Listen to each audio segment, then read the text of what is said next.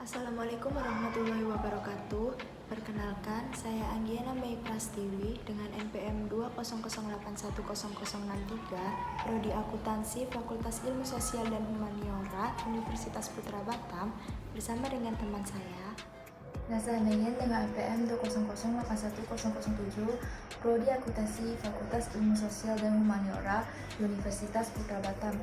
Pada kesempatan kali ini kami akan membahas tentang profesi di bidang teknologi informasi yang berkembang pada saat ini. Sebelum kita membahas apa saja profesi di bidang teknologi informasi yang berkembang saat ini, kita cari tahu yuk apa sih sebenarnya pengertian dari teknologi informasi itu sendiri. Menurut Hug dan Keane 1996 menyatakan bahwa teknologi informasi adalah seperangkat alat yang membantu Anda bekerja dengan informasi dan melakukan tugas-tugas yang berhubungan dengan pemrosesan informasi.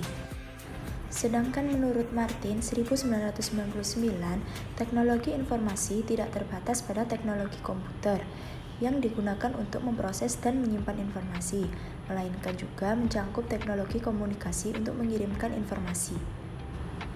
Williams dan Sauvier 2007 mengeluarkan pendapatnya bahwa teknologi informasi adalah teknologi yang menggabungkan komputasi atau komputer dengan jalur komunikasi berkecepatan tinggi yang membawa data, suara, dan video.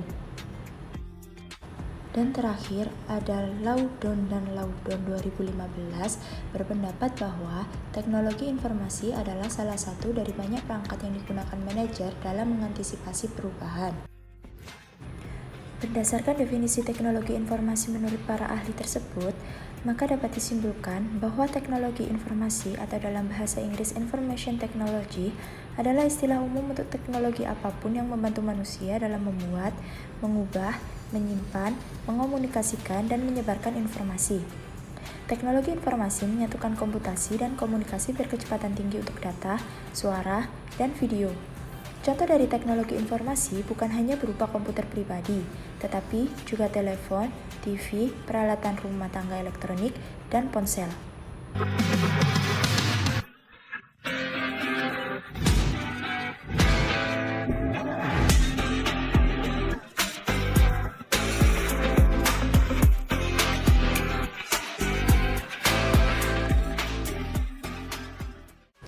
Sekarang kita bahas yuk apa saja sih profesi di bidang teknologi informasi yang berkembang saat ini.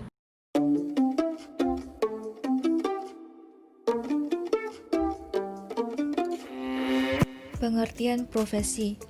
Profesi adalah suatu bidang pekerjaan yang berbasis intelektual dan memiliki standar keprofesian yang membedakan dengan profesi lainnya. Macam-macam profesi di bidang teknologi informasi yang berkembang saat ini. Software engineer. Software engineer adalah orang yang memiliki keahlian untuk memproduksi perangkat lunak, mulai dari tahap awal spesifikasi sistem sampai pemeliharaan sistem setelah digunakan.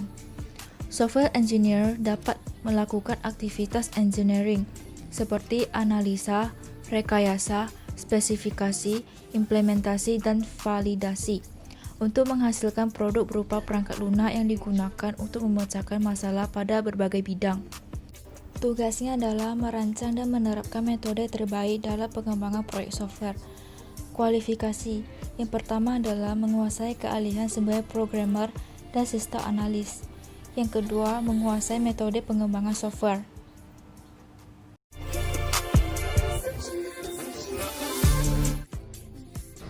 Web developer bertugas membuat program dan aplikasi untuk World Wide Web. Seorang web developer akan merancang website dari nol, mulai dari layout hingga ke fitur dan pembagian halaman websitenya. Tugas seorang web developer yaitu untuk mempermudah pengunjung menemukan produk yang mereka inginkan pada website e-commerce atau informasi yang mereka butuhkan di media online. Web developer juga berperan dalam menjamin setiap transaksi elektronik yang dilakukan di website tersebut berjalan dengan aman. Tugas utama seorang web developer adalah membangun situs melalui satuan atau lebih bahasa pemrograman dengan pembagian peran seperti front-end, back-end, atau database. Pemahaman bahasa pemrograman HTML, CSS, dan JavaScript adalah keterampilan dan pengetahuan yang harus dimiliki web developer. Untuk peluang kerja web developer sendiri akan selalu terbuka karena kebutuhan akan website terus meningkat dari waktu ke waktu di semua lini bisnis. Maka dari itu, profesi menjadi web developer dibutuhkan hampir semua perusahaan. Gaji seorang web developer sendiri mencapai Rp4.800.000 hingga Rp7.600.000.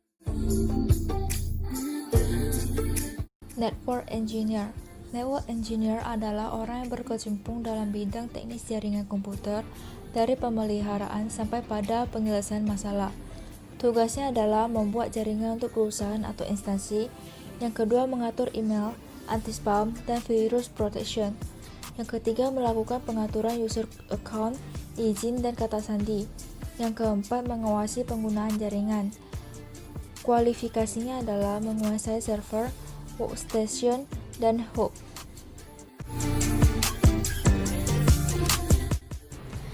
Mobile Developer.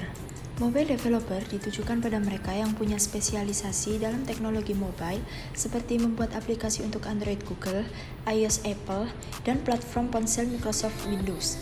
Secara tidak langsung, profesi ini bertugas untuk merancang aplikasi di Play Store maupun App Store. Tugas utama seorang mobile developer adalah untuk mengembangkan semua hal yang berkaitan dengan teknologi mobile. Keterampilan utama yang dibutuhkan yaitu kemampuan coding. Salah satu tanggung jawab untuk menjadi seorang mobile developer adalah mengembangkan application programming interface atau APIs untuk mendukung fungsi dari ponsel tetap up-to-date dengan teknologi, konsep, dan praktek terbaik untuk membuat kode aplikasi mobile. Posisi mobile developer biasanya terbuka untuk lulusan di bidang ilmu komputer atau apapun yang berkaitan dengan teknologi komputer dan software. Contoh jenjang karir yang berkaitan dengan mobile developer yaitu iOS developer, Android developer, dan video game developer. Menjadi mobile developer akan mendapatkan gaji rata-rata Rp6.353.312 per bulan menurut Indeed.com. Programmer.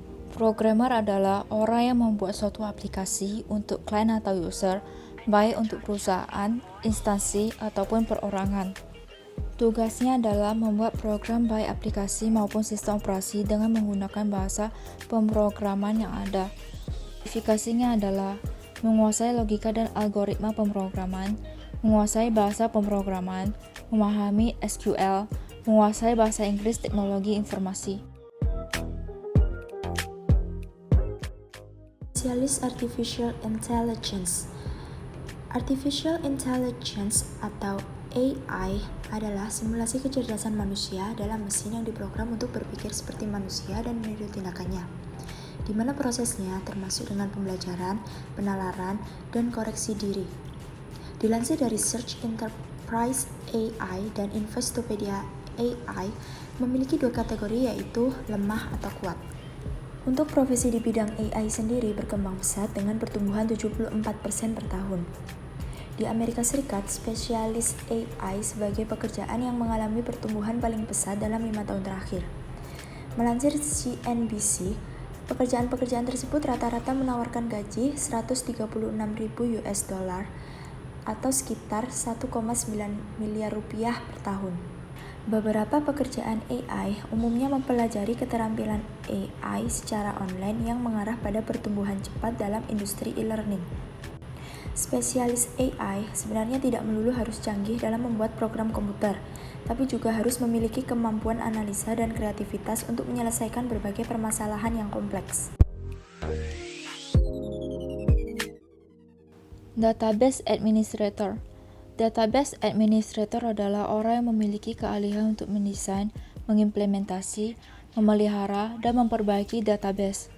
Tugasnya menginstal perangkat lunak baru, mengkonfigurasi hardware dan software dengan sistem administrator, mengelola keamanan database, serta analisa data di database. UI or UX Designer. UI or UX Designer bertugas untuk mengurus user interface dan user experience dengan memaksimalkan pengalaman pengguna dalam menggunakan suatu aplikasi atau website.